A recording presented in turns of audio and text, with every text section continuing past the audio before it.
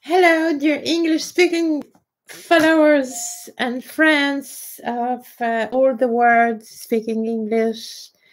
I just finished live YouTube in French, and now I do another one in English with totally different topic. And I restart to do live YouTube in English from years. I was not doing.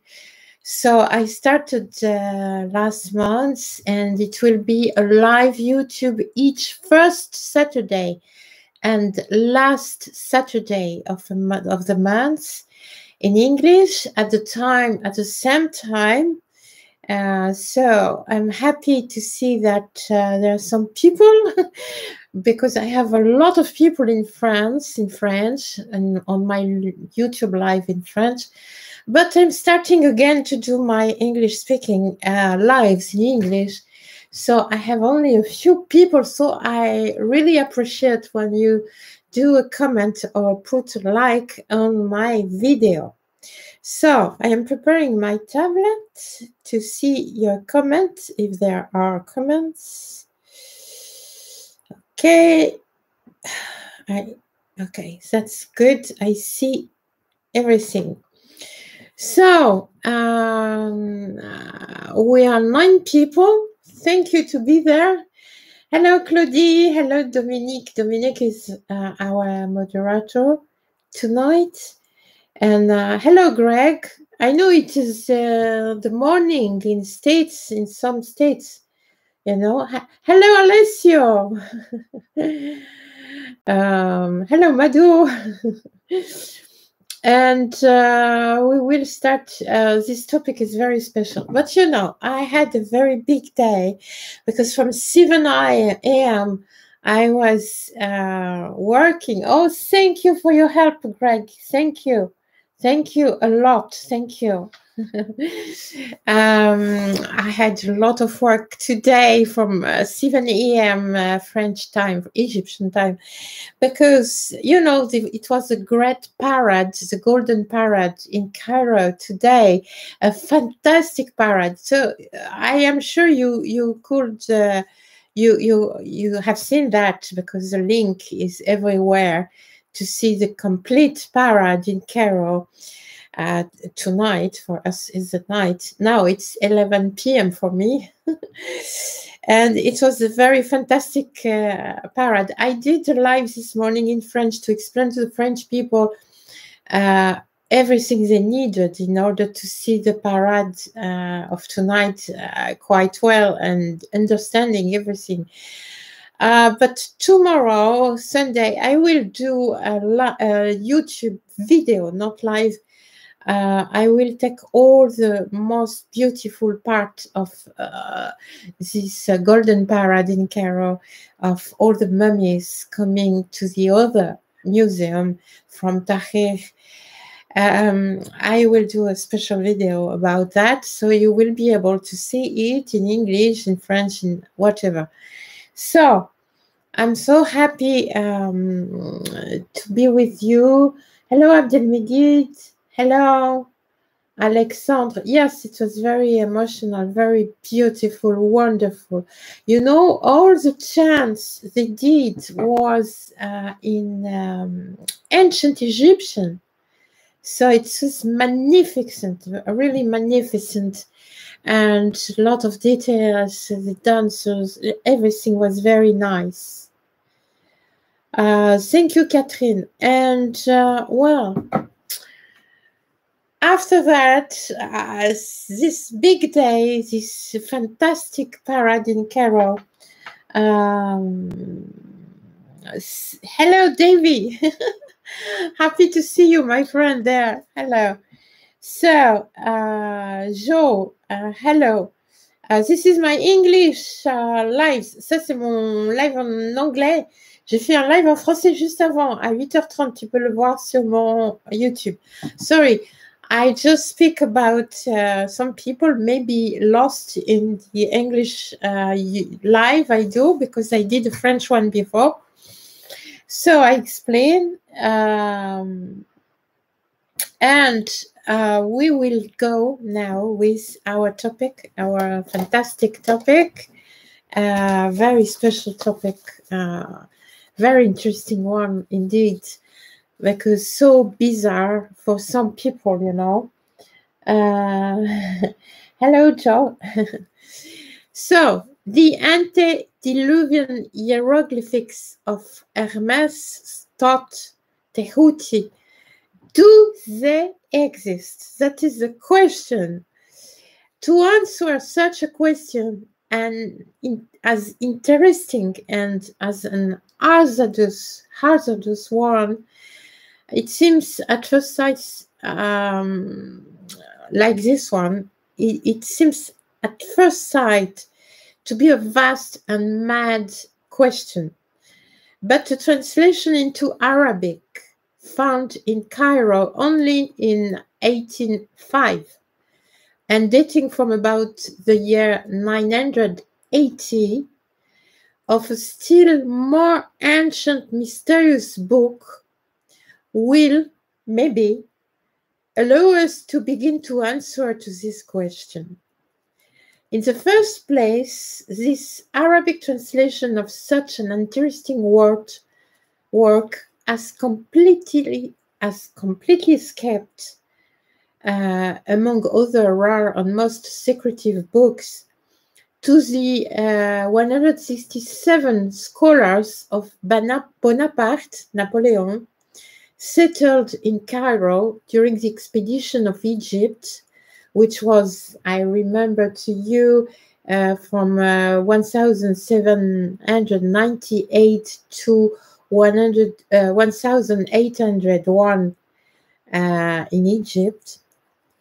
Even if they have moved heaven and earth to find any ancient document, any ancient book, any ancient artifact, mainly those concealing the technical and secret knowledge of the ancient Egyptians.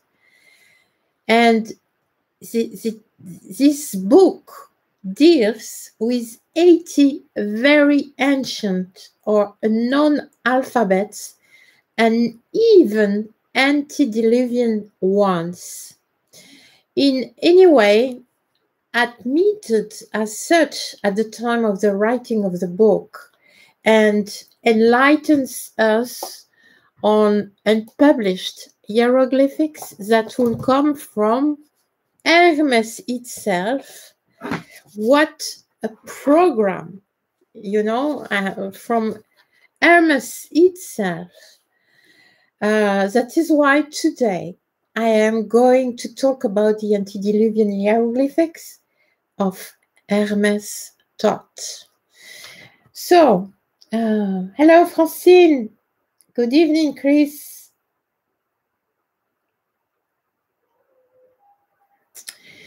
So first, the difficulty comes from the character of Hermes itself, who became mythical through the ages, which means that some even think that he's not a real person. But let us see. In Hellenized Egypt, at the end of antiquity, the Greeks, it is a book, of course, the Greeks who brought back to the test the ancient knowledge of the Egyptian called him the god of secret knowledge. And they assimilated him to Tot Tehuti, who became the Hermes Trismegist, author of the corpus of work loved by the alchemists of the Middle Age, later called Hermetic knowledge. I am not going to speak here of the emerald tablet attributed to Hermes, the oldest version of which appears in 825 in the appendix of the Arabic book of the Secret of Creation, which is Kitab Sir el-Halika, but dating of the 6th century. This small text of the Emerald Tablet is in fact a translation from the Greek by Apollonius of Tyana from the 4th century. Even so, this manuscript has not been found. We are far from the high antiquity of a thought.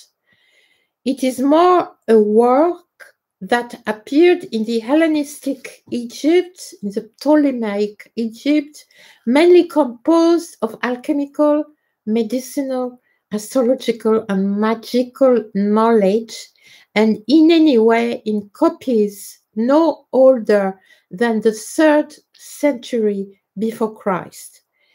But here I am going to tell you about a book that includes true, very old unknown hieroglyphics, or already known ones, but different in the pronunciation and their translation.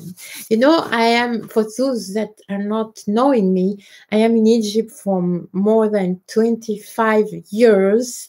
I know all Egypt, especially the sites not known by the people, because I have access to the most incredible sites, archaeological sites.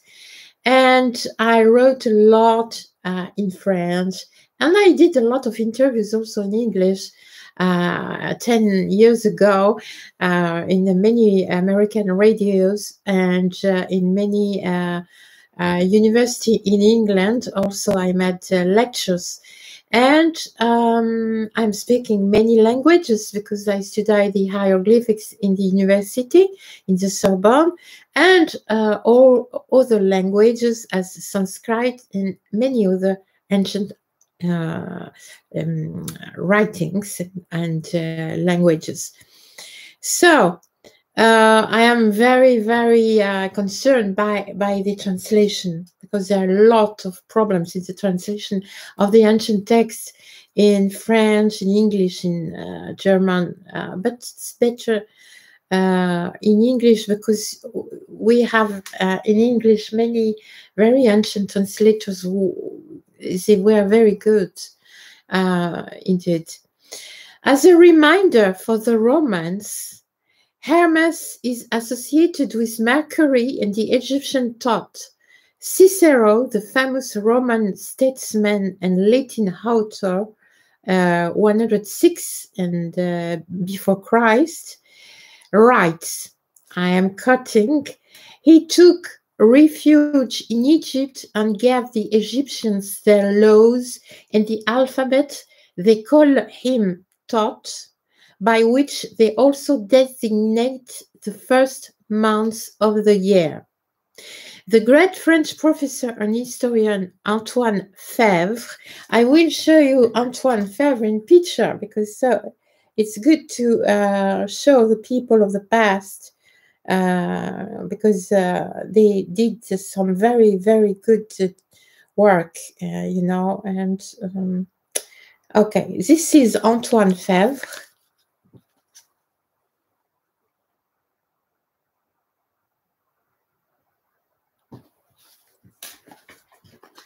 Hello, I am watching at the same time your comments to continue. Hello, Fernanda. Well, you can see on my, Fernanda, you can see on my playlist on YouTube that this is the second live in English I do, and I will do every month, the first Saturday and the last Saturday of the month. Hello, Natalie. Yeah, you can see under the video all the links and all the explanations. So, the great French professor and historian Antoine Fèvre tells us the most classical genealogy of Hermes in the Hellenistic period was elaborated in the 3rd or 2nd century before Christ. It begins the series of the Hermes by Thoth. The son of Agathodemon was the second Hermes, and later in the 2nd century, we often call him Trismegistus, and the son of Agathodemon, Trismegistus, is Tat. So you see, there are many Hermes, many different ones. And the great English scholar of the 12th century, Robert de Chester, I think I have a picture also. Yeah, this is a picture of Robert of Chester. Okay, the English Robert of Chester, active between 1140 and 1150, who was the first to translate the alchemical, astronomical, and algebraic Arabic books to English, and also the Quran, tell us, I am quoting him, we read in the ancient histories of the gods that there were 3 philosophers, each of whom was called Hermes. The first was Enoch, the second was Noah, the third was the Hermes who, after the deluge, reigned in Egypt. In the Quran, Hermes is associated with Enoch, Noah's great-grandfather, and Hermes will be called Idris as Noah's great-grandfather. Imagine that Hermes' thought is Noah's great-grandfather. This opens horizons in any case, and that illuminates many ancient Egyptian texts and many things. I will get the opportunity to write about it, about the true ancient name of Noah very soon. Thus, when the translator of our mysterious book speaks about Hermes and subsequently of Antediluvian writing for the hieroglyphics attached to him, we find it in different authors and works of very different epochs and provenances. But let us return to the author of the translation. What do we know of him, and what is this book? This book is translated into Arabic from the Nabataean language. I will show you what is Nabataean language for those who don't know. A little picture about it. I hope I have it there. Yes, I have. This is a Sabaean, but it's the same as Nabataean too. Languages. This picture, I took it in London in the museum. And so,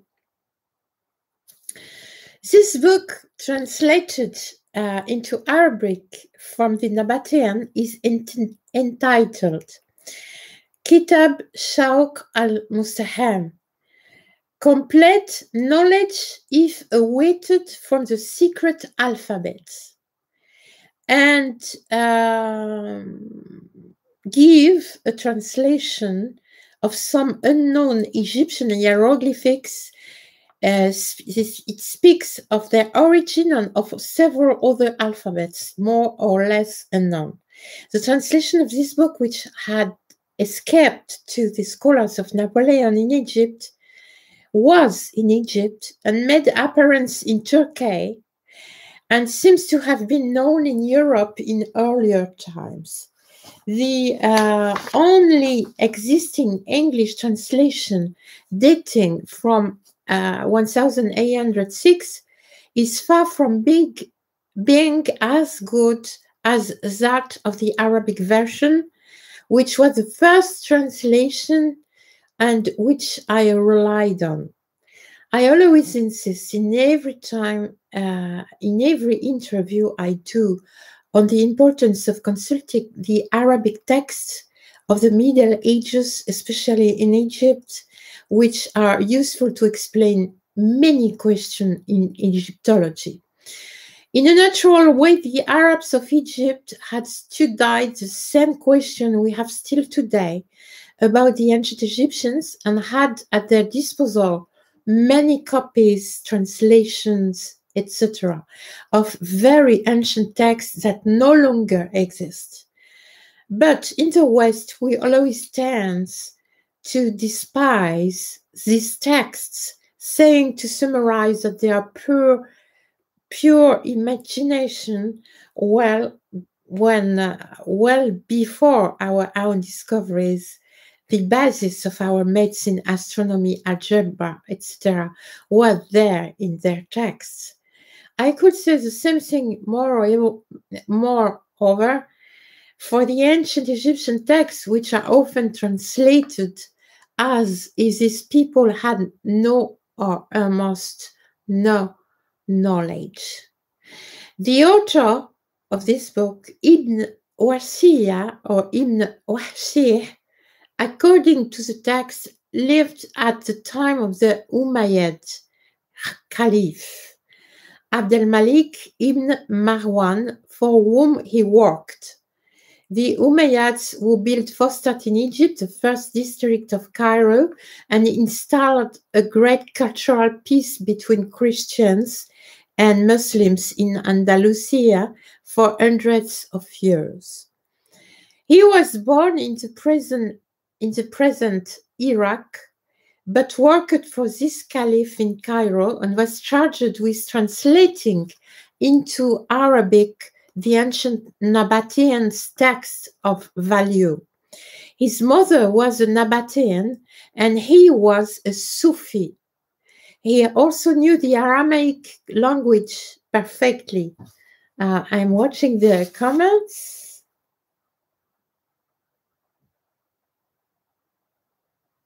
Hello, Katya.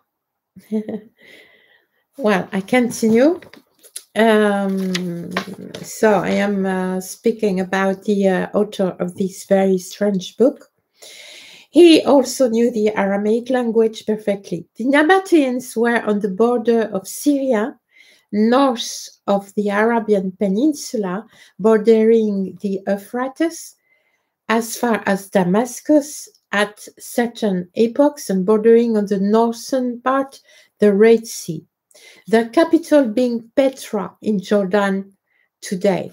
The Nabataean alphabet, according to the experts, derived from the Aramaic alphabet and is considered the ancestor of the Arabic alphabet.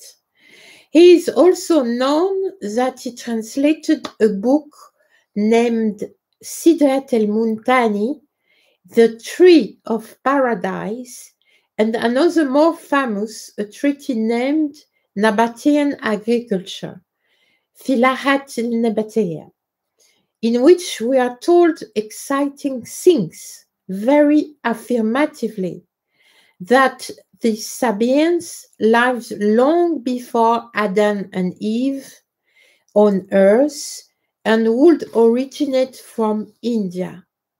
As a reminder, the Sabaeans lived in South Arabia, it is to say in Yemen, in the north of Ethiopia, and in the present Eritrea, in the famous kingdom of Saba, Sheba. The first official mention of the Sabaeans comes from the Assyrian inscription of 750 before Christ, but they could be much older, as this book translation shows.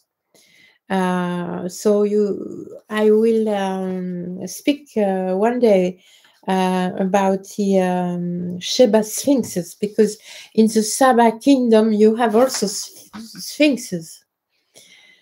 Such a revolutionary statement seems to have strongly interested people of great intelligence in France, the diplomat and secretary of the Prince of Condé, Isaac La Peyrère, which was living in the years 1600, who was also a friend of Blaise Pascal, the great French philosopher, and who wrote on the revolutionary hypothesis of the pre-Adamites, according to which the men, the Gentiles, existed before Adam and Eve. The pre-Adamites strongly interested illustrious people like Theophilus of Antioch, a bishop towards 169 after Christ, the Roman Emperor Julian, the great Maimonides, the great Giordano Bruno in Italy, etc. To remind the accepted scientific theories today are all pre-Adamites, but monogenists, more precisely, the monogenic and African theory. So it is quite different. Anyway, it is curious that we are no more informed, about non-monogenist pre-Adamites. It is also known that he translated books on all sorts of topics, from toxicology to alchemy, medicine, but there is also a subject that personally greatly fascinates me. I am quoting, on the composition and the construction of artificial machines. Yes, you hear well, artificial. Robotics before the time. I found traces everywhere in ancient Arabic texts. I hope to be able to write soon about this topic. So, we learn in this book also very interesting thing, that the ancient pharaohs had created their own hieroglyphics. Let us return to the book that interests us. It is narrated that many philosophers of antiquity had created their own alphabets, like Plato, as well as the ancient pharaohs of Egypt, the kings of Syria and Persia also, but we will return to it in other articles.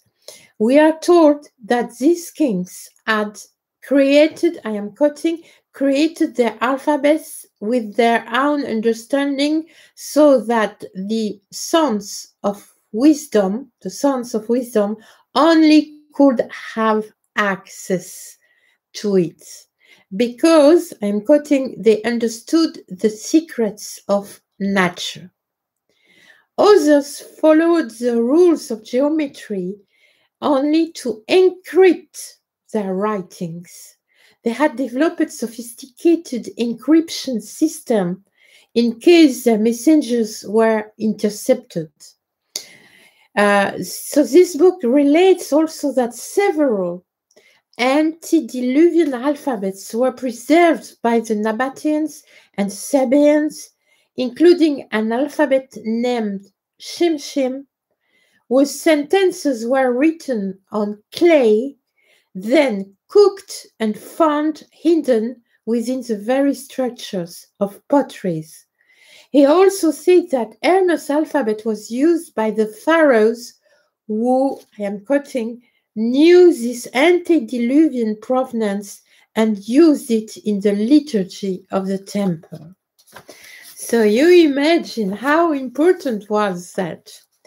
The translator says himself that he saw some samples of it in Upper Egypt on stones. I will show you a sample.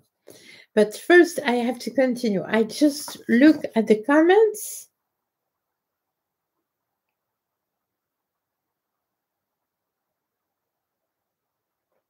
Yes, Greg, it is Masudi, but not only him. I did a video but it is in French about the robotics. It is not a video, it is audio. It is on, but I will do it in English again, don't worry. Not only Masudi, a lot of other very well-known historians, Arabic historians.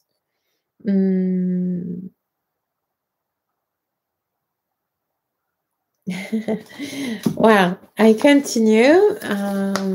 Oh, we are 18. So I start again, to do lives in English because I stopped, and for that we are very few on the live. But I just finished French live. We were very numerous, so now I'm in English. No problem. It will come. So. The 4 kinds of true descendants of Hermes, because in this book it is said that the descendants of Hermes are of 4 kinds. First, it's very interesting that the son of Hermes are called Haramisa, and the pyramids are called today Haram. Therefore, Hermes would be well linked to the construction of the pyramids. Very, very interesting. Who built many temples and preserved these secrets from generation to generation by only marrying each other. Second, we have the son of the brothers of Hermes, and they called them the Asklepios in Greek, but in Arabic it's Alpina Walutia. What speaks to me very much, since I wrote a long article on the fact that Asklepios, Esculape in French, could be Imhotep himself. Quoting myself, I will quote a little part of the article I wrote in French. Let us not forget that the ancient Greeks were already quarreling about Asclepius, saying that he was much older than the official dating already at that time. Linguists argue that the true meaning of the name Asclepius would be etymologically the hero of the mount. Yet the whole sacred history of Egypt is based on a primitive mount raised above the waters. And very soon the Greeks settled in Egypt, assimilated Imhotep, the Egyptian, to their god Asclepius, the god of medicine, and called his school of medicine Asclepieium. It is quite possible that both Asclepius and Imhotep are the same person. So we have there maybe brothers Thoth and Imhotep. Very interesting, no? And the third, then they are the descendants of the children of the sister of Hermes, who will come from the east and from Asia. The Shrakiyun in Arabic, who mixed with others. And finally, we have the walking philosophers, Mashawun, of foreigners who mixed with the descendants of Hermes while traveling and who were specialists in astronomy. So here, I will show you an extract of the famous hieroglyphics of Hermes. Okay, I show you now. It's better, I show you now.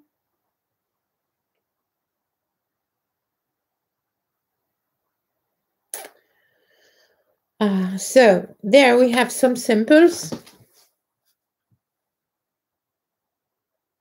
Very, very ancient ones.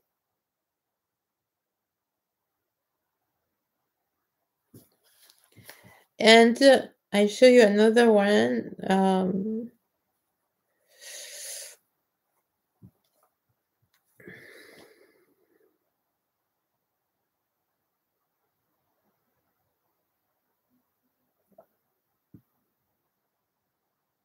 Okay. In fact, I am working actually about it, and it's very complicated because, okay, I show you. It's very, very complicated because it's a mix of very, very encryption techniques, and it's very special, but very, very interesting. And I am progressing in it. It's amazing. So,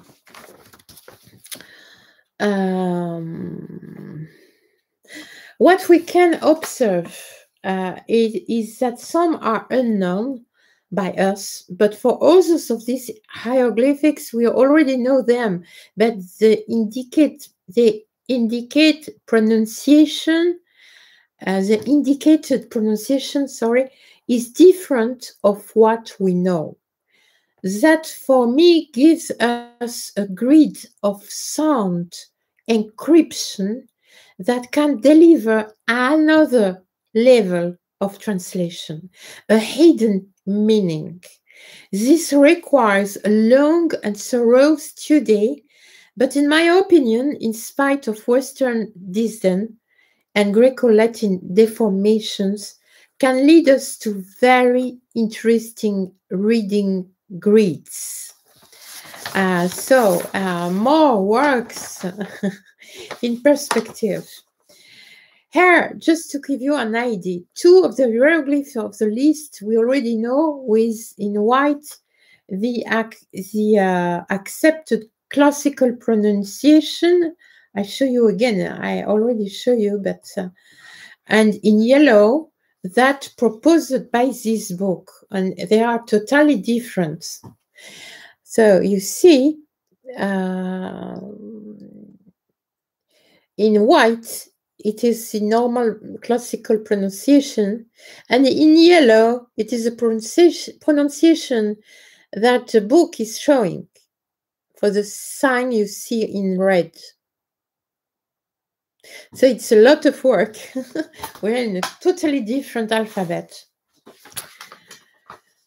In any case, I will be careful to not depreciate the content of this book, which also provides very interesting indication from a well-known translator in his time, having made official translations and recognized by his sultan in several ancient languages. He was able to translate the hieroglyphs also thanks to his great knowledge of Coptic, and that 8 centuries before Champollion, as explained the professor in Egyptology, Dr. Okasha El-Deli in London. Also, Sylvestre de Sacy, Champollion's teacher, learned of this book 16 years before the deciphering of the Rosetta Stone, but it remained a long and difficult work and a good knowledge of several ancient languages to understand it well. So this work is just beginning, since I just discovered that the famous codes affixed by the ancient Egyptian inscribed on the 1224 pieces of the so-called solar boat of Khufu, making it possible to be rebuilt like a Lego in our time, are in fact a part of the so-called Antediluvian secret alphabet presented by Ibn Wahshir. So yes, it was used by the ancient Egyptians, and you know, it's so interesting. To be continued, my friends. I show you the hieroglyphics codes on the pieces of the solar boat at the feet of the pyramid. You see the codes in white. To be able to recognize which piece fit with another one, they wrote codes on the pieces of wood. So I think it's finished. I am now in the comments.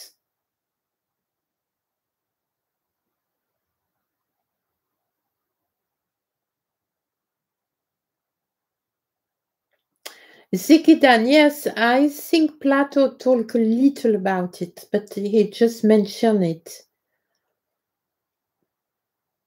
It's amazing, no? It's mind-blowing, in fact, because you can imagine if the pieces of the solar boat are wrote, the codes on it are wrote in this Antediluvian hieroglyphics alphabet, you understand what it means. Okay, and this is very, very, very interesting. And also it's very interesting that all the pharaohs, the different pharaohs, had their own alphabets to send coded messages to others. So I am trying to find them. It's very, very interesting. So, my friends, I hope you enjoy this live. Don't miss that I am doing a live in English every first Saturday of each month and every last Saturday of each month. So, I say to you, good night. Well, for me, it's good night. For you, it's good day sometimes.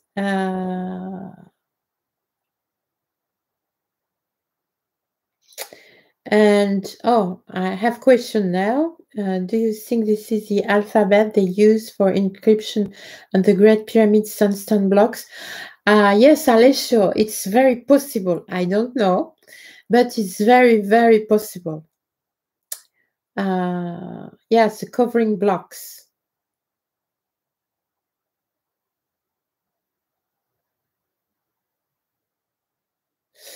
Well, the solar boat is not for the soul of the so-called soul of the pharaoh, okay? Because there are many boats at all the feet of every pyramid. So it's not that, because if it was that, it will mean that, for example, Khufu, Cheops, had 5, 6 so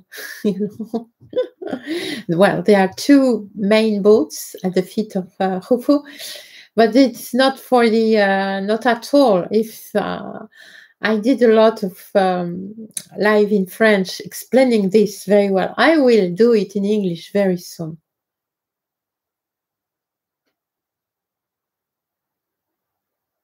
Hello, Joe. Oh, you are in California? Okay. I'm sorry, I'm finishing the live, but please, good to see it again. I am very pleased you are there, and put a comment after, please, because I am restarting the lives in English. So I have only a very few people, from maybe 10 years, I'm not doing anything in English. So I am starting again. And because I did more than 90 very, how to say that, very deep lives in French, but now I'm starting again in English. So please be there. I am doing lives every first and last Saturday of the month. So it is to say 2 lives in English by month and 4 in French. So welcome. Okay, Mr. Harrison. You are a poet, Mr. Harrison. So, my friends, I just finished, and I hope you enjoyed. I'm sorry for my French accent, and I am trying to be better each day, And I hope to see you very soon. And take care of you, my friends. Time are difficult, and I hope you will see the great golden parade in Cairo today, because it was so fantastic. I will publish a video tomorrow, I think, about the best part of this parade of the pharaonic mummies in Cairo.